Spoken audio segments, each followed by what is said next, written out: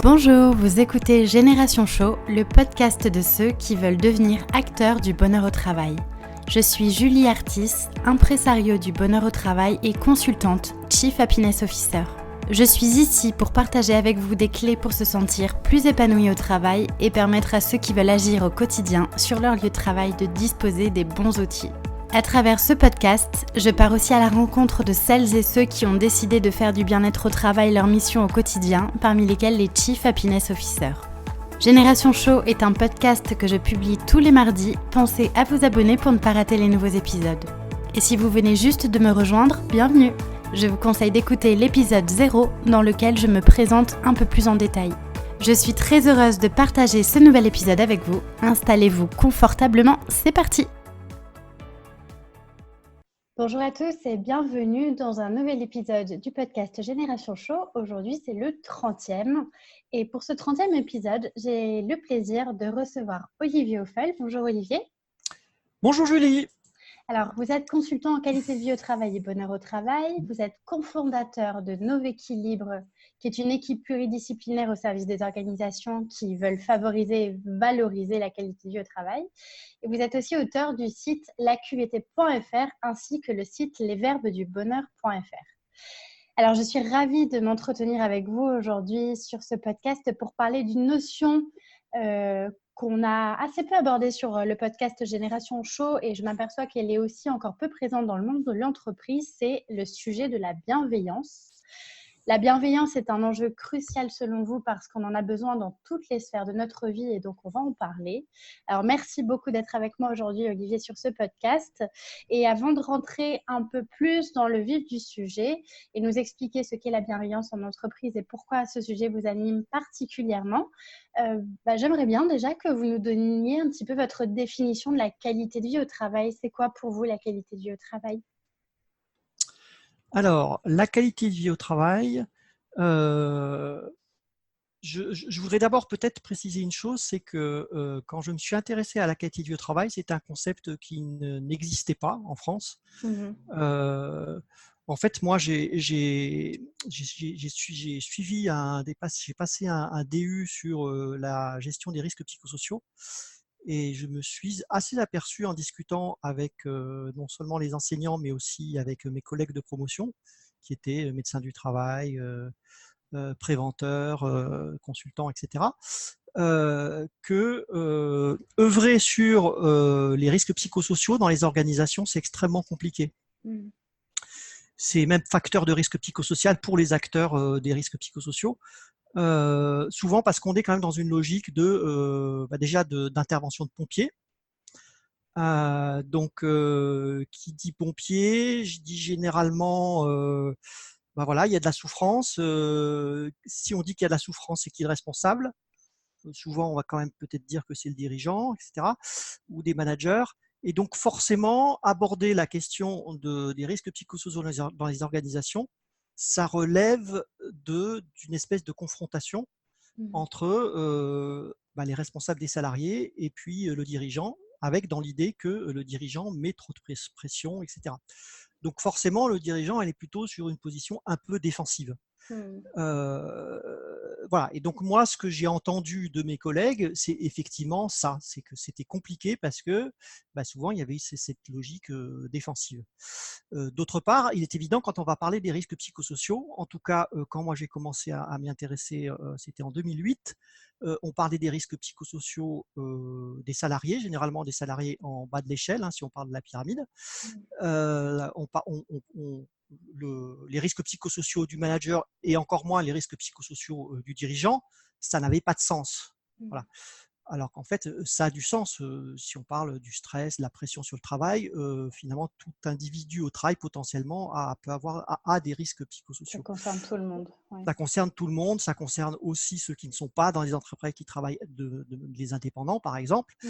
Voilà. Donc ça concerne tout le monde, sauf que à l'époque, donc autour de 2008, moi je constatais que de ce que j'entendais que ça pouvait pas bien marcher comme ça.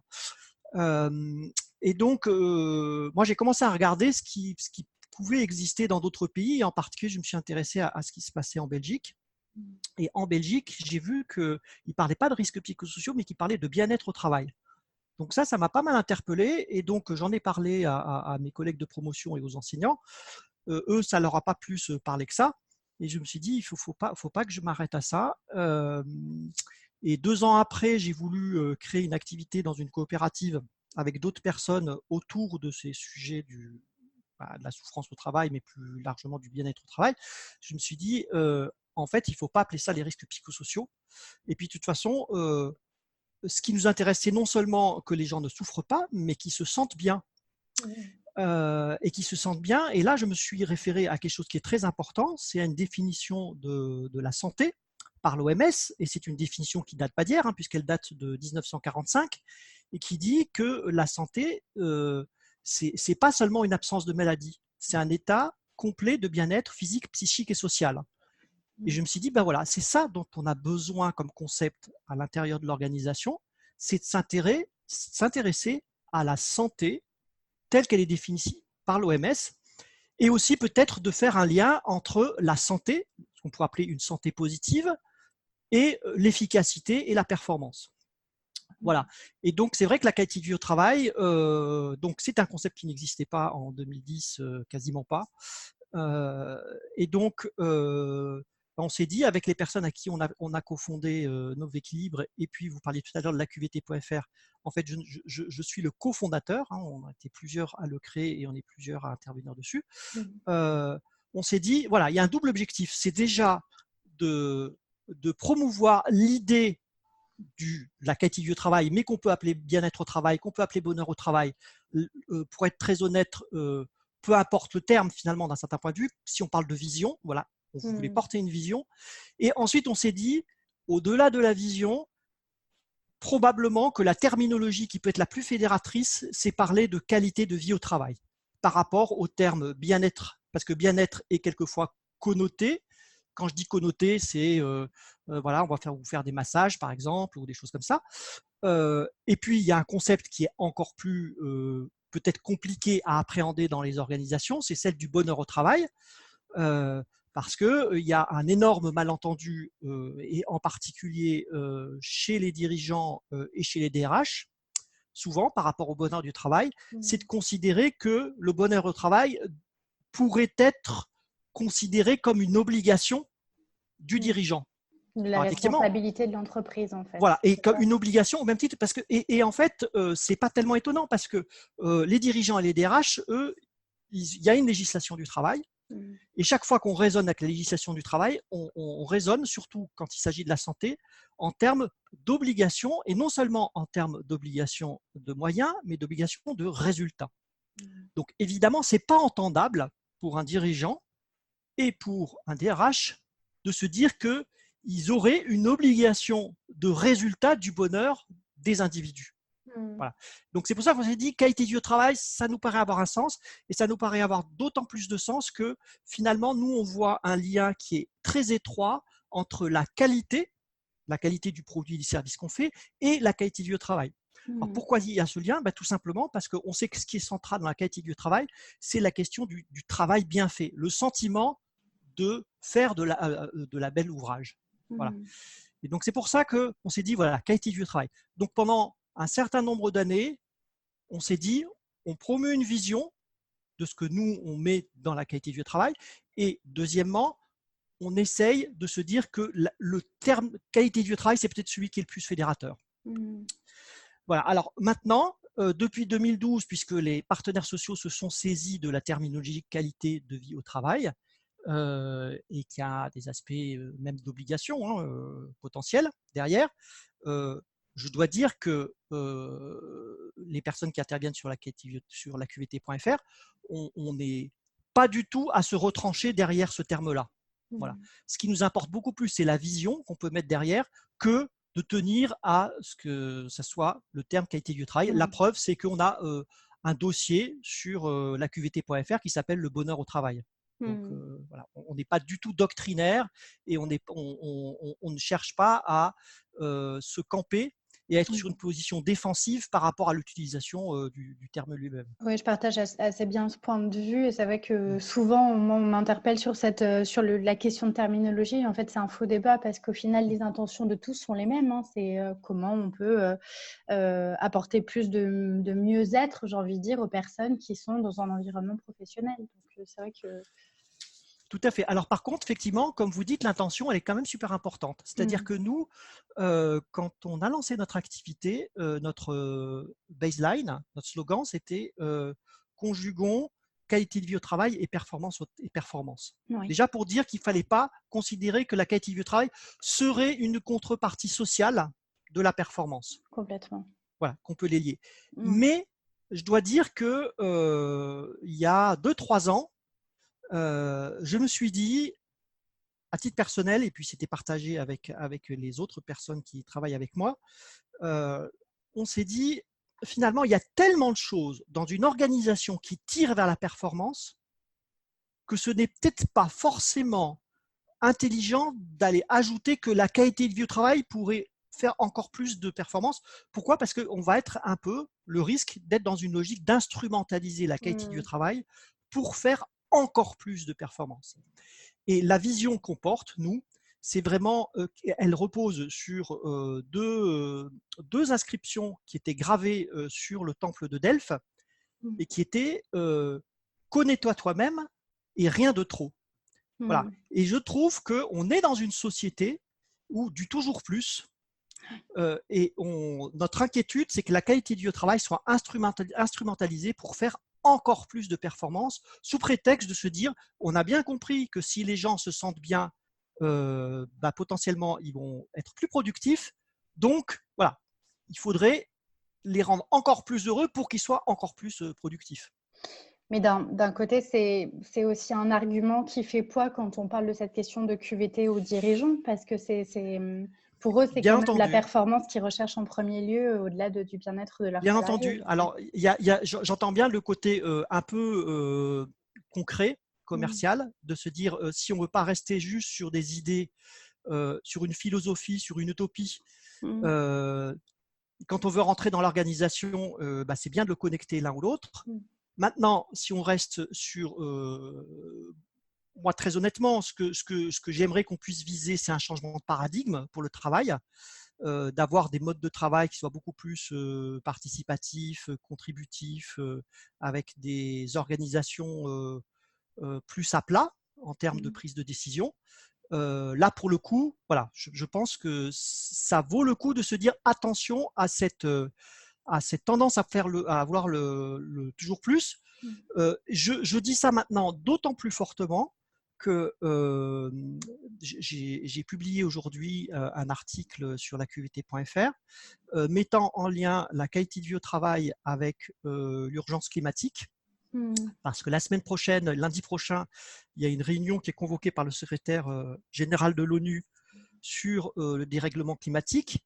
Et je pense qu'il faudra assez rapidement que notre société comprenne que il n'est pas possible de découpler la croissance économique avec l'empreinte écologique. Voilà. Ça fait de toute façon, on englobe souvent la qualité de vie au travail finalement dans les démarches RSE aussi des entreprises. Exactement. Tout ça. On est complètement… Parce qu'il y a une espèce d'illusion de penser qu'on va pouvoir continuer à produire plus en au mieux ne pas continuer à augmenter l'empreinte écologique. Voilà. Et je pense que c'est tout juste pas possible. Il y a des gens qui ont écrit sur le sujet. Et effectivement, je pense que c'est pas possible. Et donc, il faut qu'on apprenne à arrêter de penser qu'il faut faire toujours plus, toujours mieux, toujours tirer du profit. Parce que de toute façon, quand on fait toujours plus de profit, ça se fait toujours au détriment des conditions de travail. Ouais. Toujours. Et alors, la qualité de vie, c'est quoi selon vous? Quelles sont les composantes pour avoir une bonne qualité de vie au travail? Alors, les bonnes composantes, c'est déjà de considérer que la qualité de vie au travail, ça fait partie d'un ensemble plus vaste qui est la qualité de vie. Voilà. Donc, c'est-à-dire d'être en bonne santé physique et psychique à travers, je dirais, des choses qui sont de l'ordre de l'hygiène de vie. Par exemple, le sommeil, l'alimentation, le fait de pouvoir se détendre, le fait de ne pas trop travailler. Voilà, donc tout ça, pour moi, déjà, c'est super important d'avoir, grosso modo, une harmonie entre sa sphère professionnelle et les autres sphères de vie. Alors, c'est très important de le dire comme ça, parce que il ne faut surtout pas que la qualité du travail, ça soit considéré comme une responsabilité du dirigeant par rapport au salarié, et que le salarié, finalement, il arrive dans son entreprise et dise, voilà, qu'est-ce que vous faites pour ma qualité du travail? Non, je pense que c'est vraiment quelque chose de collectif. Déjà, on a sa propre responsabilité soi-même par rapport à ce qu'on fait à l'extérieur. Et puis, il y a quelque chose qui se construit avec les autres. Donc, la santé, il y a la reconnaissance qui, pour moi, est une dimension qui est essentielle.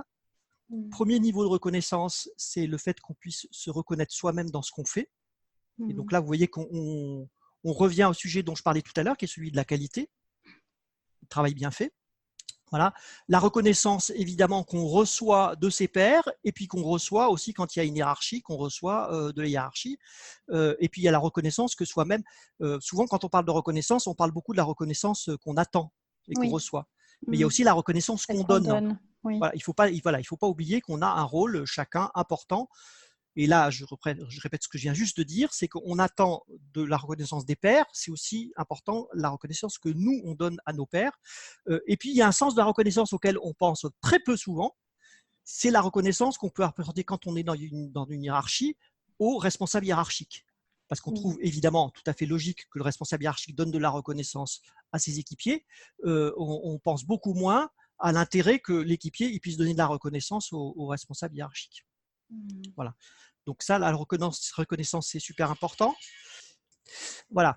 Donc ça, c'est pour moi un sujet qui est super important, la reconnaissance. Il y a un sujet qui est super important par rapport à la qualité du travail et auquel on ne pense pas souvent, c'est celui des objectifs.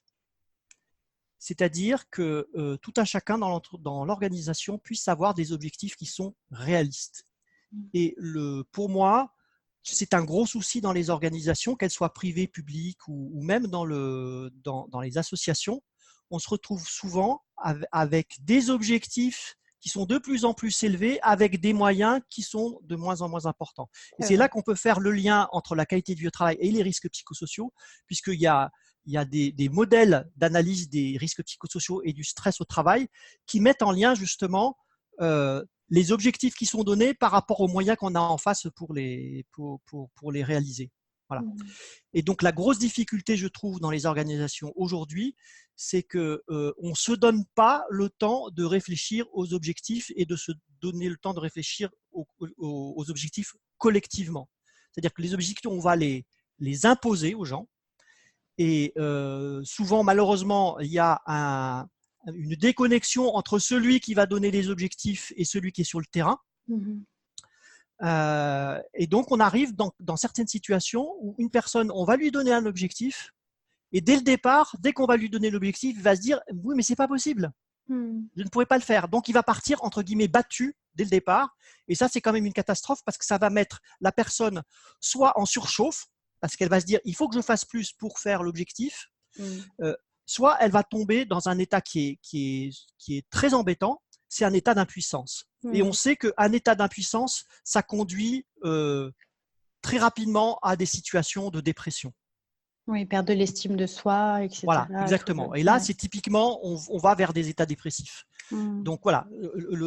C'est intéressant comme vision, les objectifs en plus. Moi, ça me fait penser aussi à cette notion de quelle est la clarté que je donne aussi dans ce que je fais, et est-ce que du coup, ce que je fais a du sens, est-ce que ça contribue à un objectif qui est collectif, et il y a aussi cette notion d'utilité finalement. Est-ce que ce que je fais est utile? Donc c'est que oui, c'est très important les objectifs, effectivement.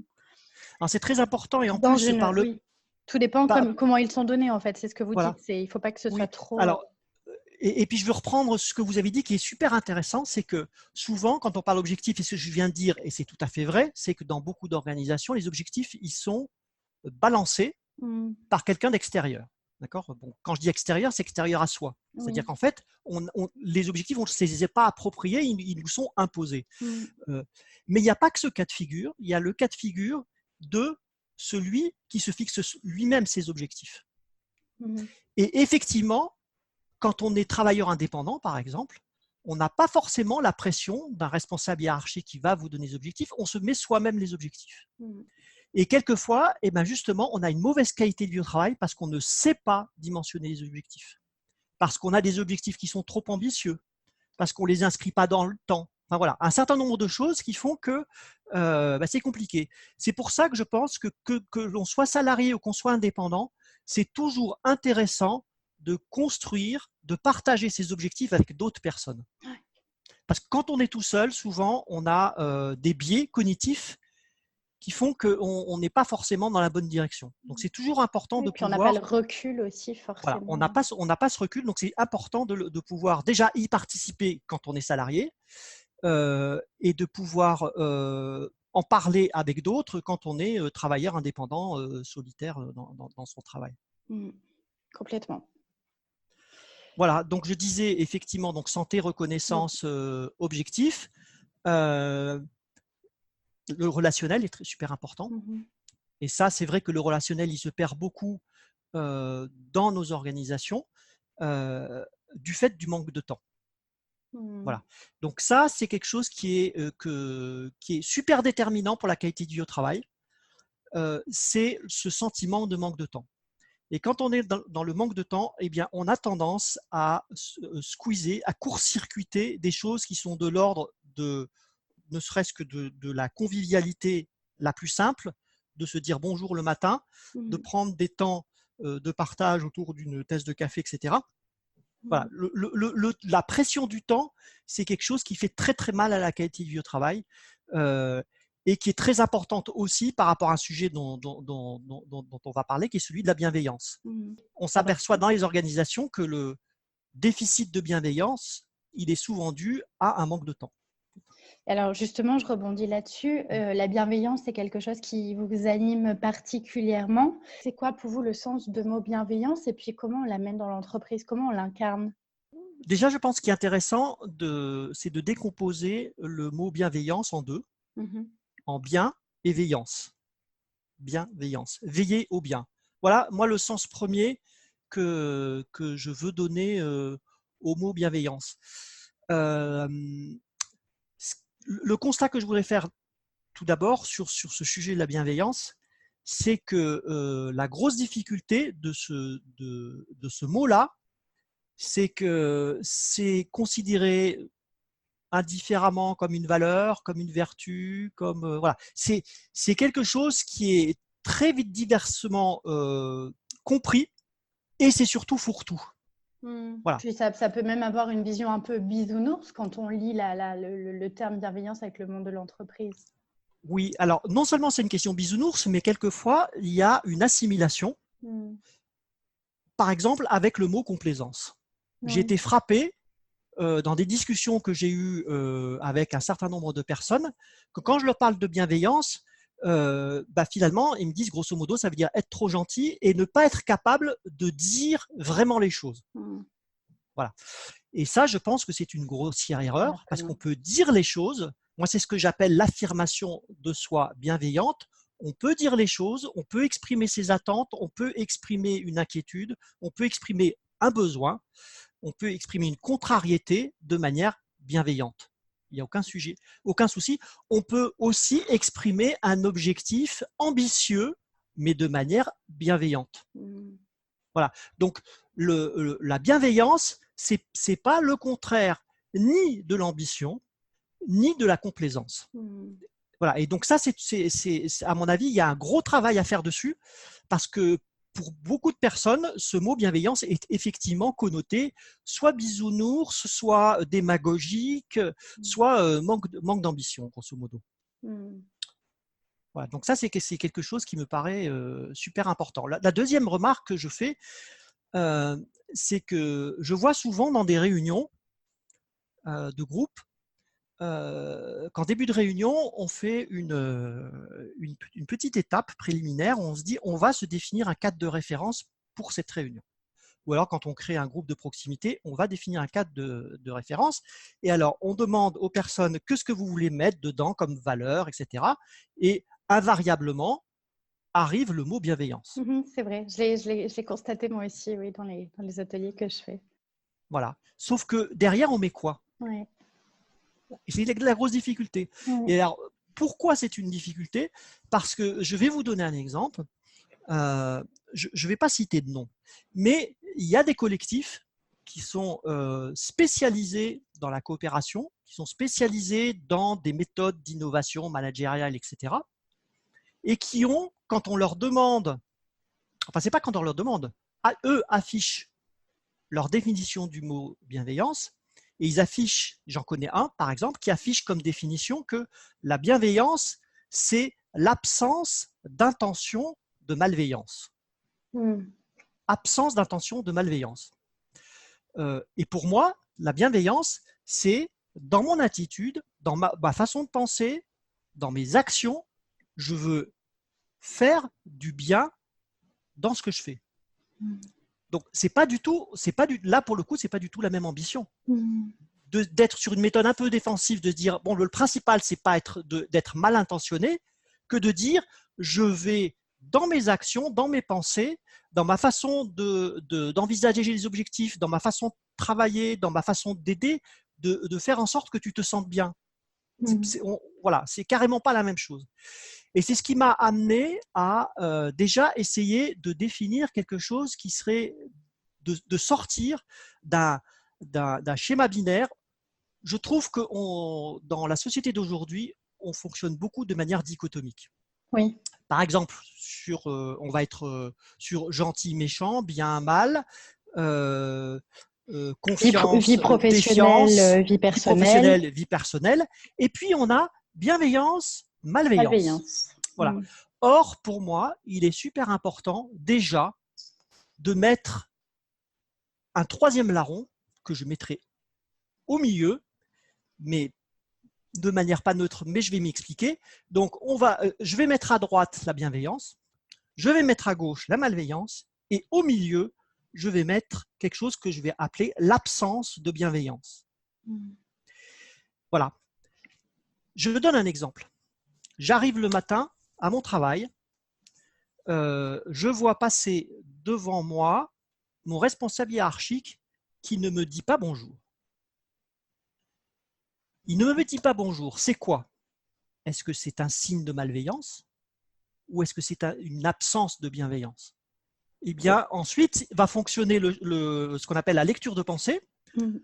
Selon le contexte, selon la personnalité, peut-être qu'une personne va tout de suite se dire « Ouh là là, en fait, il l'a fait exprès de ne pas me dire bonjour ». Et si effectivement, il avait fait exprès de ne pas me dire bonjour, on peut considérer que c'est de la malveillance.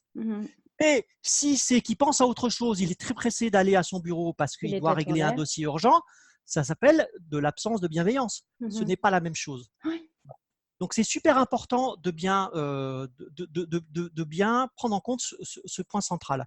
Et pour reprendre l'idée que je développais tout à l'heure, qui est le parallèle entre la qualité du vie au travail et l'OMS, la définition de la santé par l'OMS, si on prend la définition de la santé de l'OMS, eh ben, on a exactement le même type de continuum. On va avoir à droite l'état de bonne santé, à gauche l'état de maladie et au milieu l'absence de maladie. Et c'est vrai que l'absence de maladie, ça n'est pas la même chose qu'un état de bonne santé. Parce que l'absence de maladie, c'est un état où, eh bien, au moindre problème, à la moindre bactérie, au moindre grain de sable, eh bien, vous allez tomber malade. Voilà. Donc, c'est le même type de choses que je pense qu'il faut mettre en place. C'est considérer qu'il y a un continuum de la bienveillance avec un point au milieu, médian, qui s'appelle l'absence de bienveillance. Mais par contre, cette absence de bienveillance, il faut être clair, c'est que l'absence de bienveillance n'est pas neutre. C'est-à-dire que l'absence de bienveillance, elle impacte clairement négativement la qualité du travail. Et quelquefois, encore pire que la malveillance. Alors, je vais m'expliquer. si dans mon entreprise, je fais un travail, et que ce travail, personne ne va le valoriser, personne ne va même me faire des critiques. En fait, personne ne va me faire de feedback par rapport à mon travail. Qu'il soit positif ou négatif.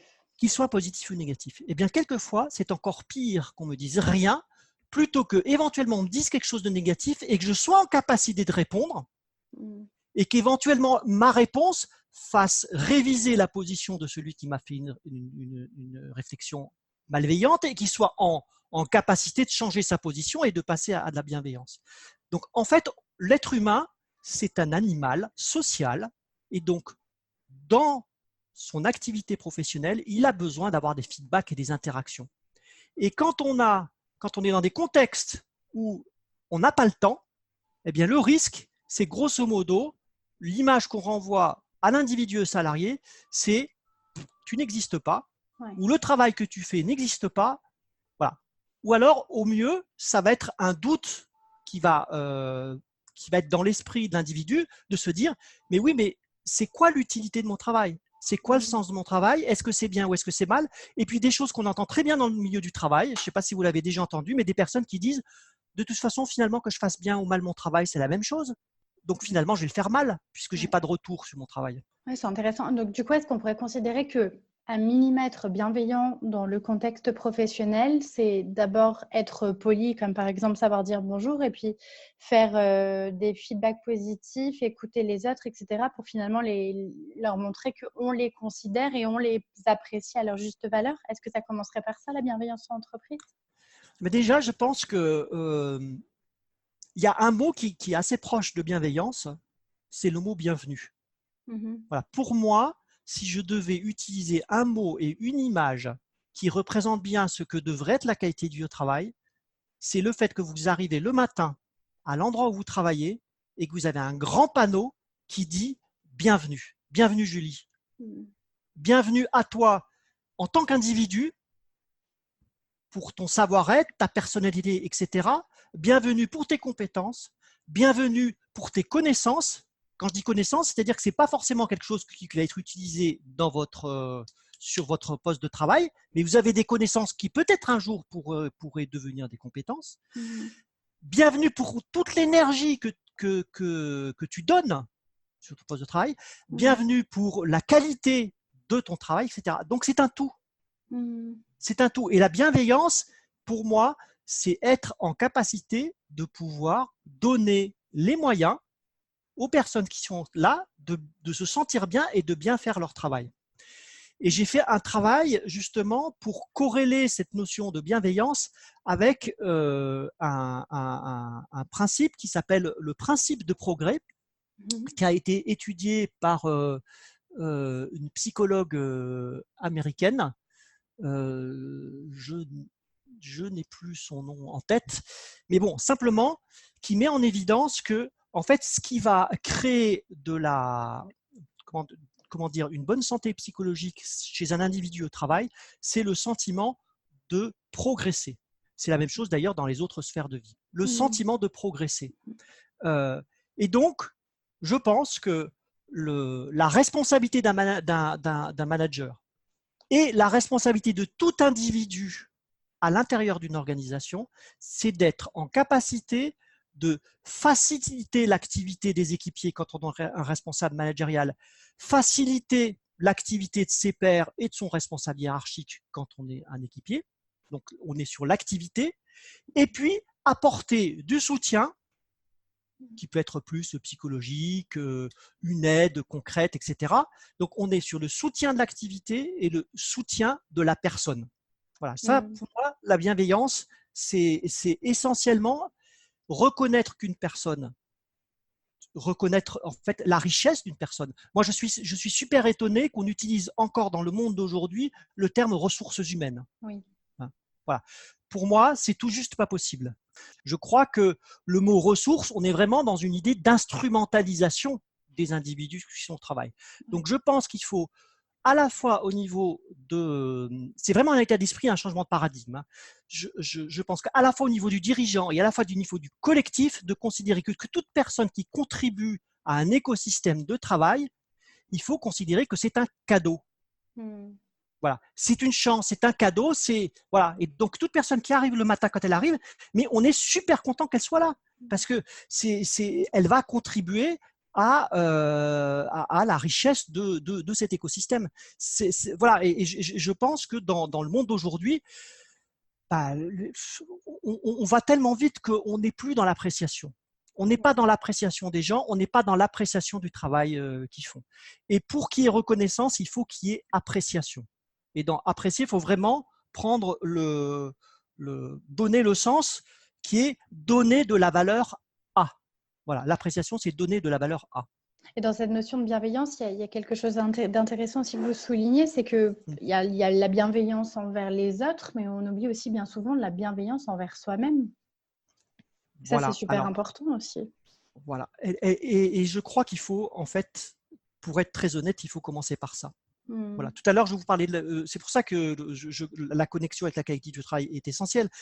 Quand vous m'avez dit c'est quoi les dimensions de la qualité du travail, j'ai commencé pour pouvoir vous dire finalement à parler de l'hygiène de vie. Bah, l'hygiène de vie, en fait, vous voyez, on est déjà sur soi-même. Et je ne pense pas qu'on puisse être bienveillant avec les autres si on n'est pas bienveillant avec soi-même. Pour moi, voilà, c'est une conviction forte. Mais par contre, c'est vrai qu'il faut forcément que ça soit la bienveillance qu'on peut avoir avec soi-même soit indissociable de la bienveillance qu'on peut avoir avec autrui, qu'on peut avoir avec la nature et qu'on peut avoir avec les collectifs et les communautés auxquelles on appartient. Il y a une interconnexion, en fait, voilà. C'est ça. Donc, pour moi, ce sont 4 dimensions.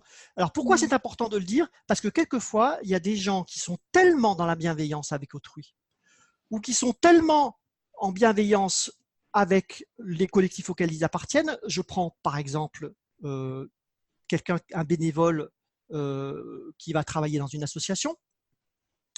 Et bien, il y a des gens qui s'oublient eux-mêmes. Et je pense que s'oublier soi-même, travailler ou être bénévole dans l'oubli de soi-même, c'est pas bon. C'est pas bon pour soi-même et au bout d'un moment, c'est pas bon pour le collectif parce que quelqu'un qui est dans l'oubli de soi-même, clairement, le risque, c'est qu'il finisse en burn-out. Surtout dans un monde où, comme je vous disais tout à l'heure, les objectifs ne sont pas réalistes. Eh bien, quelqu'un qui est tellement bienveillant, qui a finalement un niveau de transcendance très important par rapport à l'activité qu'il réalise, eh bien, il va finir en burn-out parce que, comme le collectif, il va être pas forcément malveillant, mais dans l'absence de bienveillance, et ben, il va finir en burn-out parce que personne ne sera là pour lui dire « non, tu en fais trop ». Ouais, c'est super intéressant parce que c'est vrai que dans ce sujet, de façon générale, la qualité de vie au travail, on s'est longtemps intéressé aux seuls facteurs organisationnels finalement et assez peu aux facteurs individuels, alors que finalement, maintenant, on comprend que pour être bien dans son travail, eh ben, ça commence d'abord par soi, finalement, prendre soin de soi. En fait, tout l'enjeu, et c'est ce que vous venez de dire, c'est de trouver la juste articulation entre la responsabilité individuelle et la responsabilité collective. Et pour reprendre ce que je disais tout à l'heure par rapport à l'enjeu climatique, je pense que c'est exactement la même chose. Par rapport à l'enjeu climatique, c'est à la fois une responsabilité individuelle et une responsabilité collective. Il faut que ça soit articulé. Parce que si on ne le fait pas, ça ne peut pas marcher. Que l'individu soit en capacité d'incarner sa responsabilité par rapport à la qualité du travail, qu'il puisse ensuite la construire au niveau du collectif, du petit collectif auquel il appartient, une équipe par exemple, et puis que ça remonte, et que ces deux mouvements se rejoignent. Pour moi, c'est indispensable. Vous aviez dit quelque chose d'assez fort la dernière fois quand on avait échangé, qui m'avait interpellée. Vous disiez que finalement, la qualité de vie au travail, c'est un droit pour chacun, et c'est un droit que chacun doit demander, et chacun a le pouvoir d'agir à son niveau pour après que ça impulse un peu sur les strates au-dessus finalement. Tout à fait. Si je prends un sujet qui fait partie de la qualité du travail, si vous prenez par exemple le sujet du droit à la déconnexion, vous savez, qui est rentré dans, je ne sais plus si c'était en 2018, qui est rentré dans la réglementation. Là, pour moi, typiquement, vous voyez, le droit à la déconnexion, c'est aussi un devoir. Il faut à la fois considérer que c'est un droit et un devoir. C'est-à-dire qu'effectivement, il faut que les entreprises, elles soient collectivement en capacité de créer des processus, des garde-fous et mettre en place une culture où on ne va pas solliciter les gens chez eux, mais il faut aussi que les personnes, quand elles sont chez eux, elles soient en capacité de décrocher. Donc, c'est vraiment un droit et un devoir. Et je pense que la qualité de vie au travail, c'est quelque chose qui est un droit qu'on peut réclamer, mais c'est surtout un droit qu'on construit et une forme, d'un certain point de vue, d'un devoir. Alors, la difficulté, évidemment, c'est qu'on joue le jeu de part et d'autre. Parce que le risque, c'est ce qui s'est passé pour le stress. Hein. Il faut bien voir qu'il y a quelques années, quand on a commencé à parler du stress, les dirigeants des entreprises, en tout cas le MEDEF, a considéré que le stress au travail, ça n'existait pas en tant que tel, que c'était une importation du stress de la sphère privée dans la sphère professionnelle. Ça, c'était la première position du MEDEF. Ensuite, le MEDEF a considéré qu'effectivement, il pouvait y avoir des causes structurelles dans l'organisation du travail qui pouvaient créer du stress. Et qu'est-ce qu'on a fait à ce moment-là? Eh bien, pour résoudre ça, on a proposé aux salariés des formations à la gestion du stress. Mais une formation à la gestion du stress, c'est une façon de dire, finalement, la responsabilité, c'est celle de l'individu qui est trop fragile, et donc il faut qu'il soit en capacité d'être moins fragile pour mieux absorber le stress de… Voilà. Alors, effectivement, il faut essayer d'éviter ce mouvement de balancier où, à un moment donné, on va dire « oh, bah, c'est le salarié qui est responsable », et puis un renversement de tendance où les salariés vont dire « bon, bah, maintenant, c'est une affaire de l'entreprise ». Non, en fait, c'est une responsabilité à la fois du collectif et à la fois de l'individu. Et c'est toute la difficulté. Elle est énorme. Là, il y a encore beaucoup de choses à faire.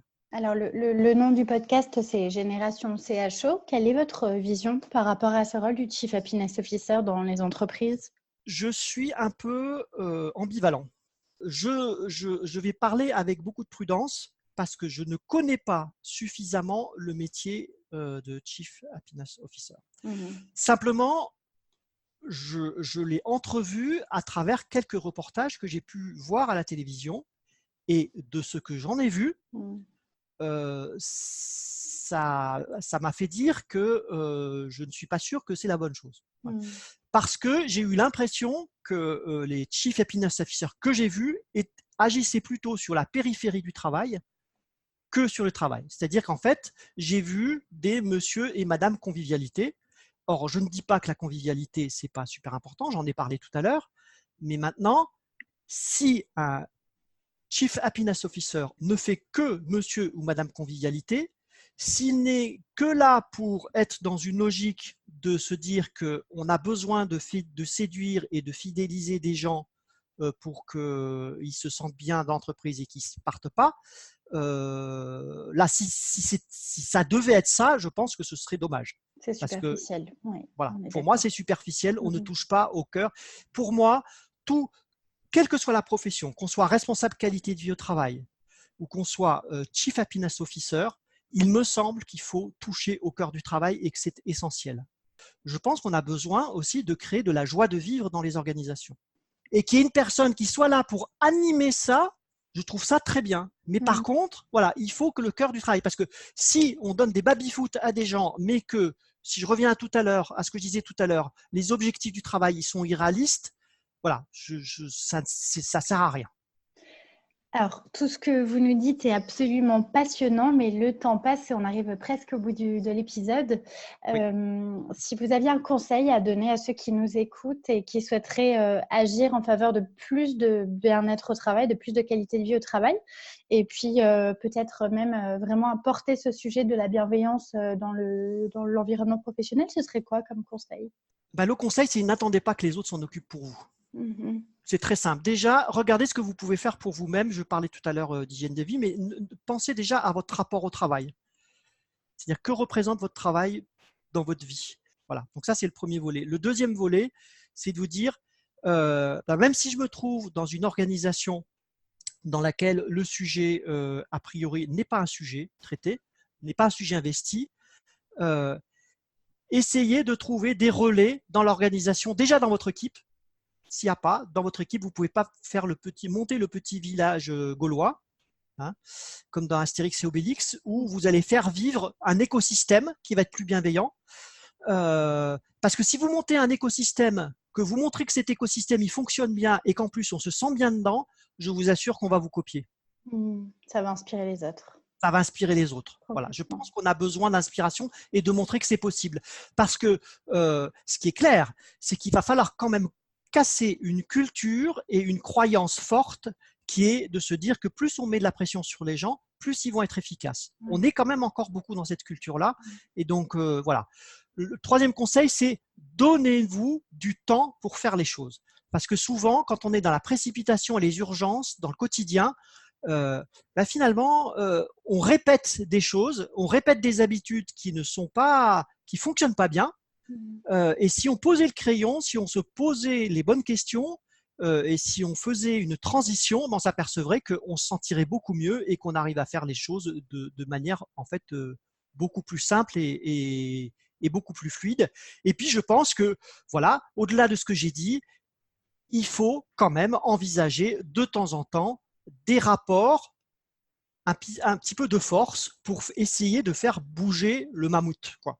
Être en capacité de se dire, on peut, tout seul, on ne peut rien faire. À plusieurs, on peut essayer de dire, voilà, nous, on veut que ça change parce que c'est pas notre façon, c'est pas notre vision du travail et donc on veut que les choses elles puissent évoluer. La dernière fois, lors de notre échange, vous parliez de réveiller ce pouvoir d'agir. En fait, c'est ça, c'est faire prendre conscience aux gens qu'ils ont le pouvoir de décider d'agir, de passer à l'action. C'est ça, en fait. C'est exactement ça. Et dans le pire des cas, et ça, je vais vous le dire parce que j'ai déjà eu l'occasion de donner ce conseil à des personnes proches qui se trouvaient en très grande difficulté dans des organisations, il faut savoir en sortir. Voilà. C'est-à-dire quand on se trouve dans un écosystème qu'on a essayé de faire bouger, qu'on ne peut pas et qu'il est délétère et qu'il met de la violence et que vous commencez à vous sentir très très mal et que vous avez des symptômes physiques, eh bien il faut en sortir. Déjà dans un premier temps, peut-être momentanément, vous allez voir votre médecin et puis il va vous mettre un arrêt de travail parce que si vous vous sentez pas mal, il le fera automatiquement. Et deux, quand c'est vraiment, il n'y a rien à faire, eh bien, il faut en sortir et aller ailleurs. Voilà. Ouais. C'était passionnant, Olivier. Il y a énormément de choses à évoquer. J'espère qu'en tout cas, ça intéressera ceux qui nous écoutent pour davantage passer à l'action. Alors après, je le rappelle, il y a vos 3 sites internet finalement qui sont extrêmement inspirants. Alors, il y a le site de Novéquilibre, la qvt.fr et lesverbesdubonheur.fr. Je voulais moi vous remercier et vous féliciter parce que vous faites votre podcast. Je trouve c'est une idée qui est hyper importante. C'est très agréable de communiquer, de partager avec vous. Vous avez une joie de vivre communicative et donc voilà, et continuez comme ça. Parce qu'on a besoin de vous, on a besoin de personnes comme vous. Merci de me tendre cette perche, mais la qualité du travail, ce n'est pas que pour les salariés, c'est aussi pour les travailleurs indépendants, c'est aussi pour les patrons, c'est aussi pour les dirigeants, c'est aussi pour les chercheurs d'emploi, c'est aussi pour les étudiants. Et si on pousse le bouchon un peu plus loin, c'est aussi pour les élèves qui sont sur les bancs de l'école. Parce que voilà. Complètement. Merci infiniment, Olivier. J'ai pris beaucoup de plaisir à échanger avec vous sur ces sujets-là. Vous êtes un peu un éveilleur de conscience aussi, j'ai envie de dire. Et en tout cas, moi, je suis parfaitement alignée avec la vision que vous avez du travail et de cette définition de bien-être au travail. Merci infiniment. Merci beaucoup à vous. Et pour ceux qui nous écoutent, eh bien, je vous dis à très bientôt pour un nouvel épisode de Génération Show. Bye bye. Voilà, c'est tout pour aujourd'hui. Mille merci d'avoir écouté jusque-là. Une dernière petite chose avant de nous quitter. Si le podcast vous plaît, je vous invite à m'écrire un petit commentaire ou à me mettre 5 étoiles. C'est le plus simple pour m'aider à faire connaître le podcast et ça me fera aussi très plaisir. Si vous souhaitez me contacter, me poser des questions ou bien m'envoyer vos feedbacks, je serai ravie de vous lire et de vous répondre. Vous pouvez me retrouver sur mon compte Twitter @julieartis ou sur Instagram avec le pseudo Génération Show. Encore un immense merci et je vous dis à très vite pour un nouvel épisode.